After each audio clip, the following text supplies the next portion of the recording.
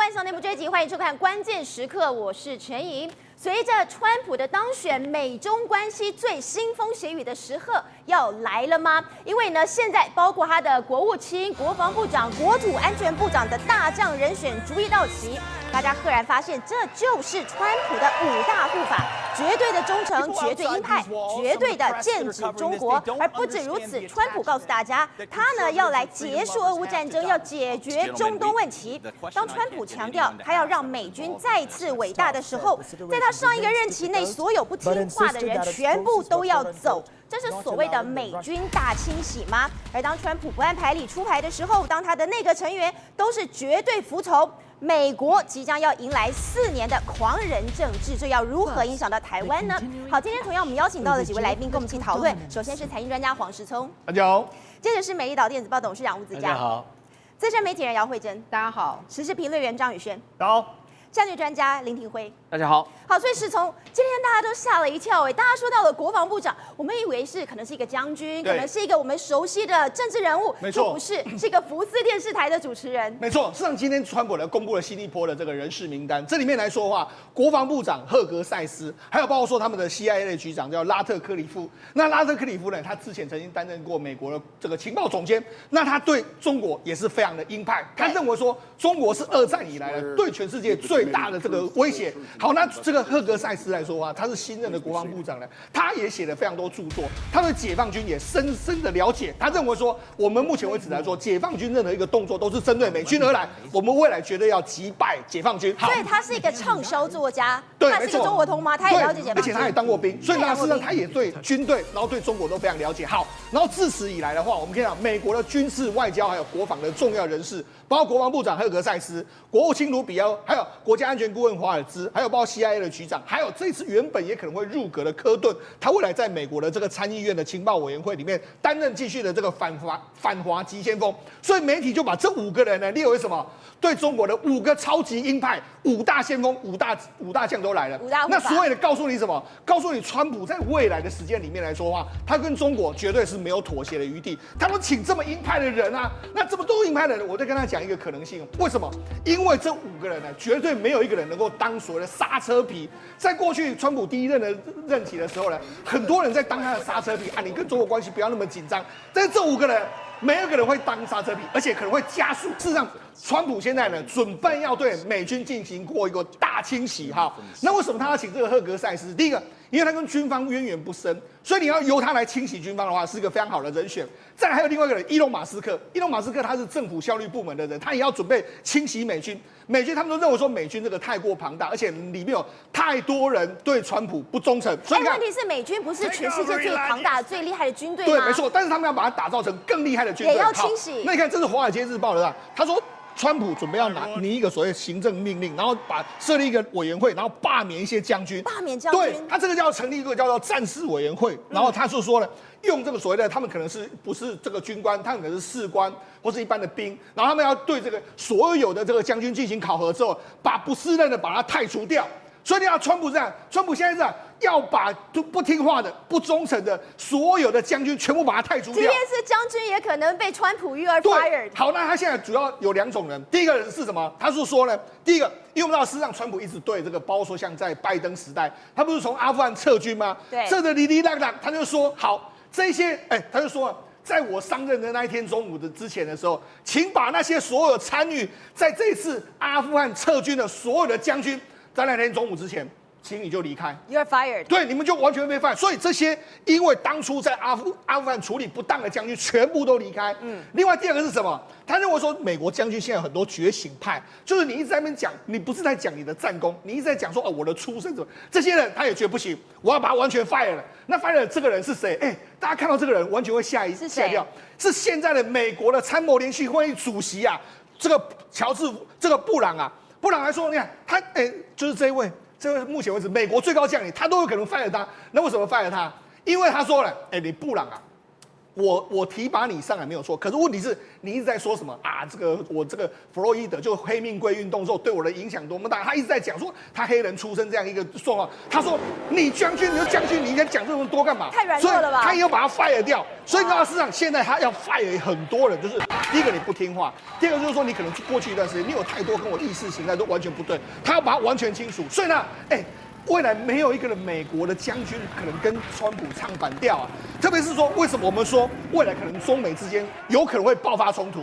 我跟他讲一个故事，这个故事就是他为什么要清洗这些军中的人物，因为在上一届的任期里面，他认为军方不听他的话。对呀，都不听他的，跟他唱反调啊。我们跟他说一件事情，我们如果记得非常清楚的时候，在2020年开始的时候，那时候不是爆发 COVID-19， 对，然后当时他跟中国关系很紧张嘛，对，那时候陆陆续续有什么军演啊一大堆了，然后甚至后来这个前美国的参谋联席会主席密利他就出来讲啊，他说当时川普真的要打中国啊，他说他真的有2次，而且那时候还怎么样？那时候2次的时候，他就说，他真的怀疑川普真的要打中国了，因为为什么？因为第一个，他对中国的这个 COVID-19 他非常不满；第二个是要选举的前4天，他想说，要选举用这个来刺激他的选情嘛，还有选败之后，他也想要用这样的方式来保护中国嘛，所以真的有2次。那这2次来说，因为这是密利后来出的书里面他讲到了，他说2次他还真的就打电话给当时的中共的这个参谋长叫李作成啊，他们讲了2次话，2次话里面讲什么？第一次他说，李将军，我跟你保证，美国政府能让稳定，一切都安好无事，我们无意攻击你们，或对你们进行任何的一个作战行动。如果我们要向你攻击的话，我会跟你告知，不会让你感到惊讶。第一次这样。好，你说参谋总长去告诉中国说，我们现在可能要打你哦，你说这不惹怒川普才怪。当然了，所以川普为什么不开心就这样嘛？你怎么可以这样做？好，然后第2次来说，你看我们100%稳定，一切都很好，但民主有时候会出一些纰漏，他还是跟这个中国参谋中国参谋长李作成讲了这些话嘛，所以呢。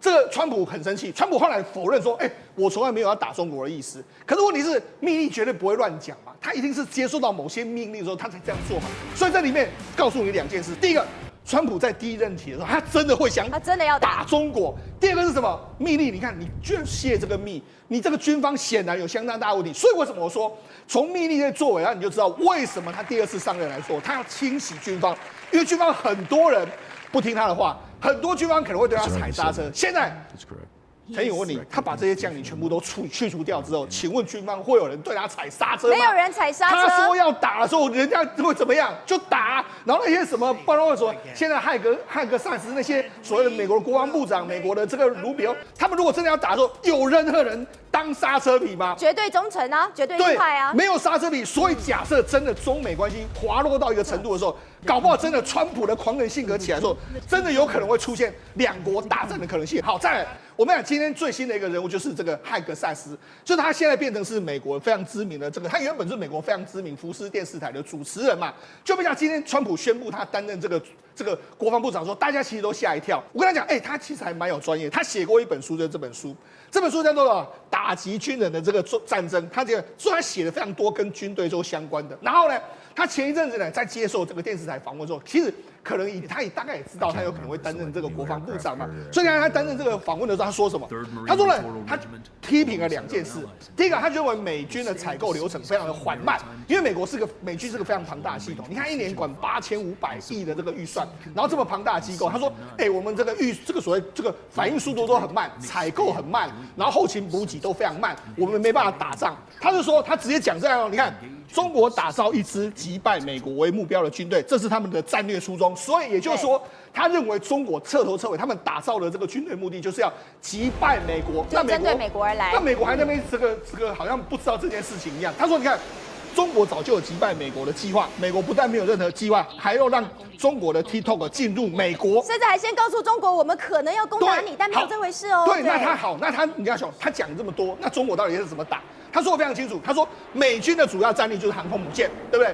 这个曾经有登上过航空母舰嘛？然后美国10大航空母舰，那航空母舰来说，的确可以在短时间之内就可以抵达任何的这个战场。但是问题是，他说没有用啊，因为中国现在有这个东风系列的导弹啊，它可以直接把你击沉啊。他就是说几分钟之内，20分钟之内就可以让我们的10艘航空母舰都失去战斗力啦。那我们接下来跟他怎么打？没办法打。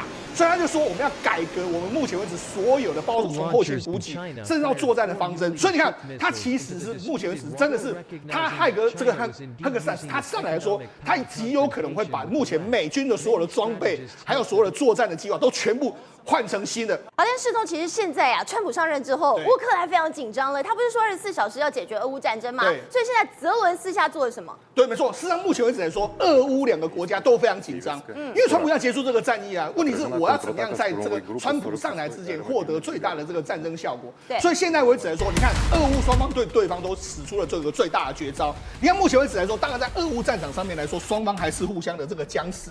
但是呢，最近俄罗斯做了一件事情，什么事？俄罗斯呢把在乌东前线的一个水坝把它炸掉。你看这是水坝的这个坝体，然后没多久之后，你看就发生这个爆炸。爆炸之后呢，这整个坝体被炸掉之后呢，水就往下漫，这个可能会影响到乌克兰的民生用水，还有乌克兰的发电等等。这就是这个焦土战术。对，所以它等于是俄罗斯对它实施这个焦土战术。对，那同样的，乌克兰也是加强对这个俄罗斯的打击嘛，尤其是这个拜登已经放宽了几乎大部分的这个武器管制，所以现在呢，除了双方在前线作战之外，现在双方乌克兰本身泽伦斯基，还有包括说普丁，他们都其实在想说，我要推出什么方案去跟这个川普来进行谈判嘛。那目前为止，就国际媒体 Financial Times 就传出一个消息，就是说这个泽伦斯基推出了一个叫做 ABC 计划。ABC 计划，对，就是 Anybody but China， 就是说除了中国之外，任何人都可以的一个计划。好，那这到底什么计划呢？因为第一个，因为川普不是说，我们美军呢绝对不会去这边打仗。好，所以在未来的这个和平区域里面来说的话，他是说我们用乌军替代部分的这个驻欧美军，就是你川普不要这个驻欧美军在这个地方 ，OK， 我们乌克兰军队去替代你这样一个方案，所以这是一个方案。第二个方案是，其实因为川普一直说，或者说共和党一直说这个乌克兰我们没有任何的利益嘛，所以他现在传出什么？这个泽伦斯基准备把乌克兰所有的自然资源，还有所有的这个重建的计划呢，跟美国分享。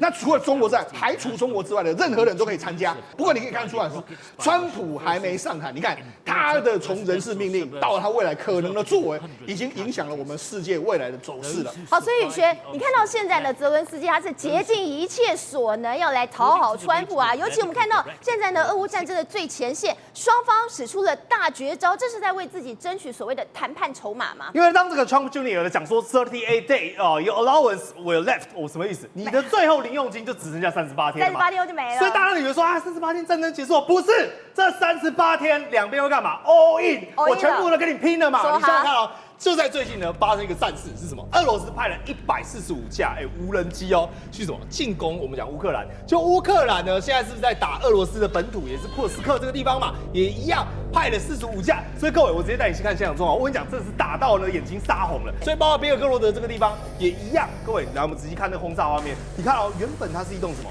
民宅，结果民宅呢就直接给它炸下去了。最近乌克兰也不演了。他这45架大部分都是往俄罗斯的莫斯科直接往莫斯科附近打，就给你警告嘛。所以最近莫斯科的民众都很惊慌，因为在近郊区了，你看，这根本很像是一个什么郊区的平静的小镇，结果呢突然来一个天外奇迹，天外之火，不好意思，就是乌克兰的无人机，他干嘛？就开始恶心你嘛，因为我的标的非常明确，我现在就是有一个目标，我能够推进1寸就推进1寸。好，所以其实宇轩，我们看到现在两边已经在做这个所谓的自杀冲锋队了，真的就是到底他们想要得到什么嘛？对，无人机只是小 case， 这个叫前菜。我们现在给你上的是什么？上的是我们讲的这个主菜要上台，他派人用这个叫人海战术。但过去人海战术呢是说我人多势众嘛，他现在不是，是把人过去有绞肉机，对不对？直接往前线推，当做什么骂刁，反正我用人肉来堆我的战线。难道是反正因为他有北韩的士兵来帮忙吗？就这样做吗？对嘛，反正你们爱吃狗肉嘛，爱吃狗肉我就把你送前线去。所以你知道吗？截至一天各位1天而已死了1700，太没有人性了，1770个人这个你如果换算成秒数，49秒就死一个，太夸张了吧？他往前推，往前推。来，各位，你现在看到的就是我们俄罗斯的惨状。为什么？因为你看到他这些装甲车都跟我们讲的发了狂一样，就是努力的往前冲。对，往前冲，讲白了你就没有掩蔽嘛，你也没有战略嘛，所以呢，无人机就一直来，无人机一直来。但陈怡姐，你知道吗？这还是可以发挥作用。为什么？因为至少我的人肉可以消耗你的弹药嘛。你无人机有没有库存？你一定有限制嘛？对啊，你军火弹药，我知道你现在乌克兰最害怕的就是美元不来嘛，所以我干嘛？我用命去跟你换，反正北韩人不是我的人，对不对？把他送去跟你，太过分了，一个士兵换一个无人机，我搞不好也觉得赚。所以这个状况下，那你说宇轩他应该大获全胜哦 ？No， 为什么？因为乱无章法。比如说他们车子开过去，他也不知道自己在打哪里。我讲白了，他根本就是超市战，你懂吗？他不知道无人机哪里来，也不知道敌人在哪里，他就是沿路的看到跨流欧样的亏欠，一直开我，然后最后就直接被撞烂了嘛。所以这个情况之下呢，不好意思哦，他们呢只把库尔斯克，这里是俄罗斯领土哦，收复了2个小村庄而已。所以你说这种战况下，已经死了这么多人，然后只收复了2个小村庄，各位你会说这个叫胜利吗？我跟你讲，这根本叫惨败。来，我带你看这个画面，你就更清楚了。这是第一张，这是什么？他们冲锋陷阵的画面，对不对？人往前冲了嘛。然后这是第2张，各位，这个东西你放看看，我们讲这叫大马赛克，你知道为什么吗？你看他一直有人在开炮，然后他根本就是拔了腿。花了命努力往前冲，因为他不知道敌人在哪里，他就赶快跑，然后呢就变炮灰。这已经被瞄准了，不可能活着嘛。对，而且我跟你讲，这是原本的库尔斯克嘛，整个都是我们讲的俄罗斯的领地嘛，对不对？但现在他们虽然出现了一片小枫叶。一个小枫叶这个小枫叶都是谁呢？不好意思全部都乌克兰占领。现在为了要阻止他们，你知道俄罗斯出此下策。过去我们讲国共内战的时候，曾经有什么炸水坝，然后被人民骂得要死，对不对？最后国民党就倒台了嘛。我跟你讲，俄罗斯也给你炸水坝，他们也来了。对，他直接给你把水坝炸掉，对不对？他水坝炸掉目的是什么？阻缓你前进的这种攻势嘛。但讲白了，炸掉之后呢，他还想干嘛？我还想要收复失土。所以呢，这个我们讲库尔斯克的俄罗斯呢，他干嘛？渡河。来，各位，就你去看到了，他就鬼祟祟想说，我这个普尔塞河我要干嘛？我偷偷的绕背，我绕过去之后呢，我就可以攻陷你。就没有想到跑到一半，人家有无人机呢，人家有侦察人家有卫星呢，马上被好像跨料了，直接我们讲的惨死在河里面当水鬼，就直接倒下去了。而且不止这样甚至也有这种我们讲空降师也一样，想要跳水呢跳过来一样。直接在路边呢，直接变标靶。为什么？车子就是刚刚看到，你看它这是跳水来的就嘣一个，你看被锁定，3、2、1，直接就被轰炸。好，所以吴董，所以我们看到现在川普他要的这个内阁团队就是忠诚度第一，他要的是一个 mega 的团队，要让美国再次伟大。但是我们看到乌克兰开始担心，俄罗斯开始担心，中国需要担心吗？现在这个川普的团队我到今天陆续看出来，让我吓一跳，你知道吗？因为我们的概念里面认为说，川普是一个所谓的交易型领袖嘛，是，就现在看到的不是完全是强硬路线。你看这个卢比奥跟这个华尔兹的2个，就是典型的强硬路线。对，而且他强硬的方式尤其在国务卿这个卢比奥本身是被中共制裁的人物对啊，他是非常挺台湾的。他根本不能够去。国务卿如果不能去中国，应该怎么办？不能够去访问中国，不能够碰面谈判。对，这个将来怎么解决不知道那我觉得这个中共自己要去面对他的问题了。然后第2个来讲的话，那这个卢比奥本身有很多可以谈头的地方因为他在参议院的时候，他推动了非常多的法案，对，有关的香港的法案，有关的新疆的法案，有关的台湾的法案，那这些东西全部是踩到所谓的中共的红线，都跟中国人权有关系，非常大的红线。然后第2个讲到一个重要的事情，第2点就重要，那怎么样处理台湾问题？对啊，他怎么处理这个怎么处理台湾问题？所以说，在这种强大的军事的力量的中共出现之前，那美国必须要能够用那种防止台湾的战争。换言之讲，什么东西呢？就是 deterrence， 就是它的威慑力。威慑力要强大到中共根本不敢动手的可能性。如果你没有这个力量的话，什么都不要谈了。所以他的主张就是对中共用极为庞大的威慑力来作为基础。可是这个就是说，美国的对台政策或是美国对中政策里面有关台湾部分来讲的话，它保持了一个所谓的战略模糊的概念。这个继续战略模糊的政策，这个事情没有任何的变动。那不管什么样的形容词，他绝对不会承诺你说我要不要帮你打仗，或者要或不要，让你中共自己去猜，打了你就知道了。所以换言之讲，他们会建设一个新式的美军的新型的力量来对付中共。是，就是他们这几个人的概念呢，就我只是这种概念来看，所以整个来讲的话，我们可以解释成这个是一个绝对的对华的鹰派的一个内阁。那这个内阁跑出来的情况之下的话，那我认为你看中共这2天不会有任何声音了。那不会有任何声音的情况之下，那尤其他们对这个俄乌战场，我们刚刚谈到的，那因为这个中共跟俄乌战场之间的联系的关系呢，他们选择什么方式，你知道吗？他们建议对中共要采取制裁的方式。制裁的方式，因为很简单啊，因为他们认为你要打赢俄罗斯的，你要跟俄乌战场要停止休战的可能性啊不存在嘛。那怎么样才能够？他跟我说因为普丁这个人，他不会随随便便的答应你让步的话，那俄罗斯人只相信一个现实。他只相信你这种用钢铁般的坚定的力量，他才能够接受。除了你有钢铁般的坚定的力量以外，其他事情通通不要谈。所以他怎么办？他才有2个措施。第一个措施，对乌克兰全面开放所谓的长程武器的解禁。现在目前乌克兰的所有拿到的就所谓的美军跟西方的武器来讲的话，都可以在俄罗斯的本土任何一个角落都有能够攻击能力。这个他已经做到了嘛？这是第一件事情。第二件事情呢，他们更重要的，他能够打仗的理由是什么？因为他们目前来讲的话，中俄之间的外贸关系啦，占了俄罗斯的38%。那这个另外这是商品贸易部分哦，所以它有很多后援的这个后备的这些资源的这些的物品的方面。那第二个部分呢，它采购了大量的俄罗斯的原油跟天然气嘛，那这个大概占了大概俄罗斯的在中国部分占了大概20%左右，所以他们提出什么概念你知道吗？所以制裁是一个必要的手段。制裁中国，2级制裁。制裁中国就没有办法去跟俄罗斯买了。对，制裁中国，那制裁中国就不得了的大事情啊。断了他的财路。他就让你开始停止供应，停止跟俄罗斯的这实名登记。你这所有的商贸关系全面终止，是然后你人员关系全面终止，他逼中国做这个事情，那中国怎么可能同意呢？因为真正的常进人就是北京当局嘛，结果他们提出这种主张，那这种主张怎么样完成？他这很简单的事情嘛，就是你不来的话，我就你不跟他买，他说你要跟他做生意，你不跟他买，你要跟我买，什么意思呢？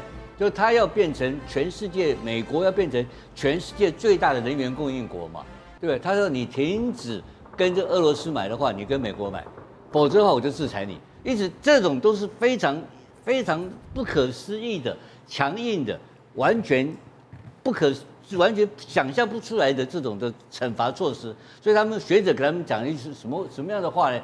相较于拜登政府啊，它叫做迁就的时代已经结束了。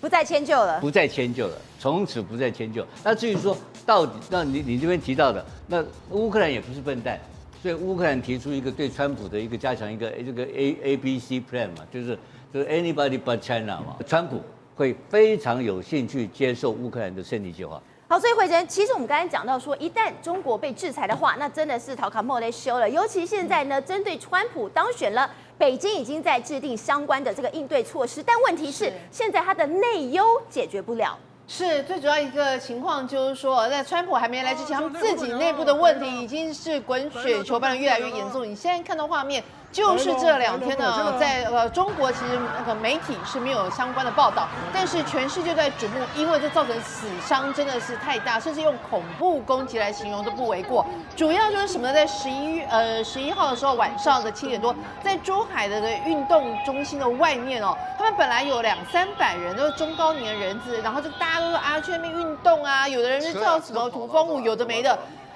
没有想到竟然有一辆车突然就那个非常快速的冲撞之后呢，是来回寻人去撞。你们看，我们看圆圈圈的部分很可怕，它完全没有刹车。到目前为止统计出来已经35死。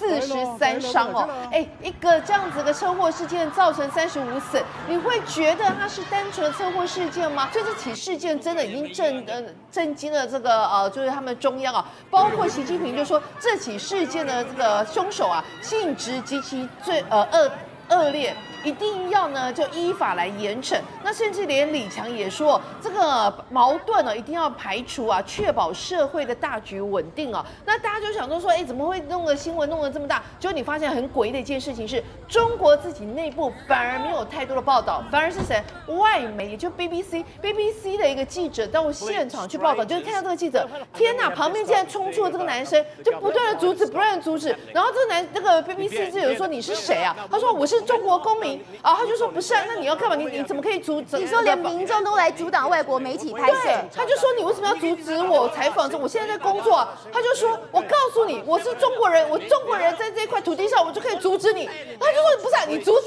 我干嘛呢？而且哦，我跟你讲是有鬼的，因为这个男生本来是有离开之后，他不知道是跟谁在面就是街头那个滴滴嘟嘟之后又绕回来，有人叫他回来的，对，绕回来之后他就硬要把这个记者给撵走。而且我跟你讲，你看那个镜头看到右边有一些其他群众慢慢的又围过来，所以而且甚至有人在拍照。换句话说，显然哦，这个地方的可能有公安故意叫这些人哦，虽然穿着一般人衣服，搞不好是执行政治的命令，就是不要让这起事件被国际给知道。而且陈莹，我跟你讲，因为有一个数字不寻常，什么数字不寻常？就35，你刚刚提到的死亡人数是35人，所以他们现在都在讲啊，事实上呢，只要是那种类似无差别攻击、重大的那种社会案件、重大死亡案件，突破35人以上，他们其实就会认为这可能是跟维稳有关，就是说你是因为心生不满，你这种无差别攻击就是要对社会表达我对这个社会的不满已经到极高。